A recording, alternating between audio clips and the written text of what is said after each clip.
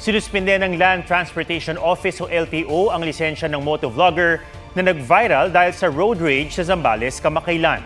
Hinatulang guilty si Yana sa reckless driving at paggamit ng motorsiklo na walang side mirrors. Pinagbumulta siya ng kabuoang 7,000 piso. Sinuspinde at pinakukumpiska rin ang plaka ng motorsiklong nakarehistro sa kanyang pangalan.